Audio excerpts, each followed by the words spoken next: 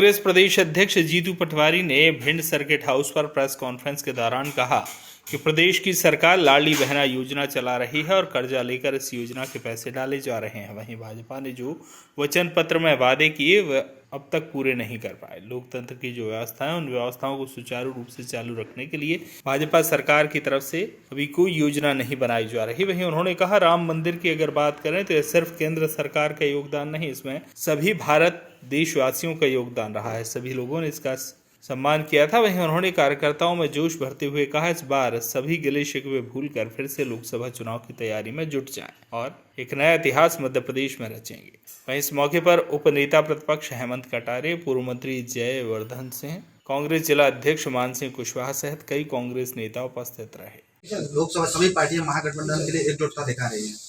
एक तरफ मोदी का चेहरा, एक तरफ महागठबंधन है। इस पर क्या कहना है? 100% मोदी हारेगी, भारतीय जनता पार्टी हारेगी। ये एक अलग तरह का फिनोमा, अलग तरह का माया जाल जो बना लिया है।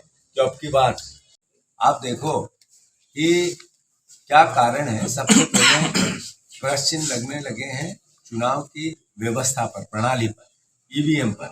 बात गलत है कि सही, वो सेकंड आएगी। फर्स्ट ये है कि लोकतंत्र व्यवस्था चलती भरोसे से, विश्वास से। उस व्यवस्था पे से विश्वास कम होने लगा, तो इसका मतलब है हमें चिंतित होना चाहिए। देश के आम नागरिक को होना चाहिए। विपक्ष की तो अपनी दायित्व है ही है, तो जनता का और आप जर्नलिस्टों का। फिर दूसरा, जो भारतीय जनता पार्टी ने जिस तरीके के सब्जबाग दिखाए, जिस तरीके की बातें की, लाडली बहना में चिंता मत करो, 2000 करोड़ रुपए 1.5 महीने में खर्च किए केवल ब्रांडिंग पे। एक आर्थिक स्थिति चरमरा गई है प्रदेश की।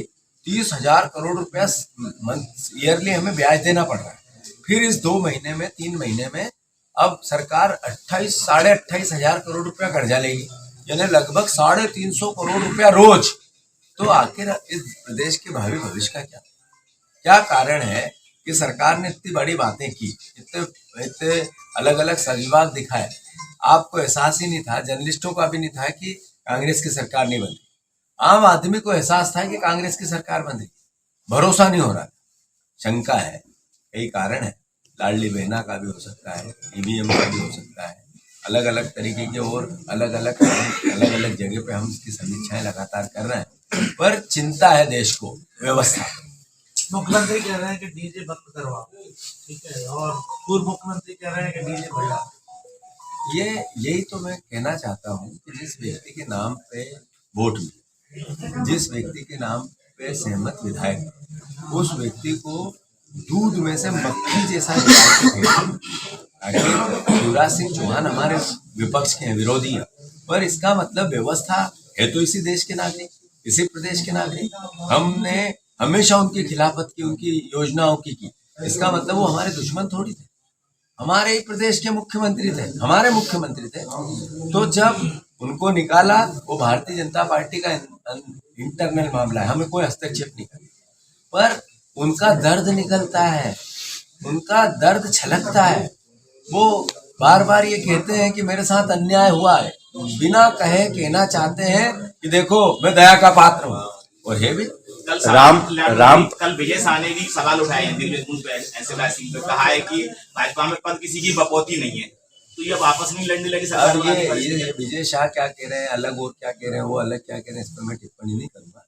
मैं नागरिक हूँ इस प्रदेश का, मैं पार्टी का कार्यकर्ता होने के साथ साथ एक अच्छा इंसान भी हूँ। मैंने जो कहा वो स्पष्ट है। अब उनकी अंदरूनी राजनीति क्या, प्रदेश का भला।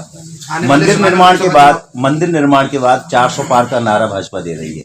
इस नारे को कैसे कांग्रेस तोड़? देखो, जहां तक मंदिर का सवाल है, इसमें कांग्रेस के स्टैंड का सवाल है। कांग्रेस पार्टी ने, हमारे पूर्व प्रधानमंत्री जी ने, जो भावना थी इस देश की, जब एहसास हुआ कि ये राम मंदिर की जन्मभूमि है, तो उन्होंने ताले खुलवाए। चूंकि उस समय किसी न किसी रूप में ये कोर्ट और कानून की बात भी थी, तो संविधान सर्वोपरि है। तो संविधान ने जो कहा वो कांग्रेस पार्टी। भिंड से श्याम सुंदर उपाध्याय की रिपोर्ट।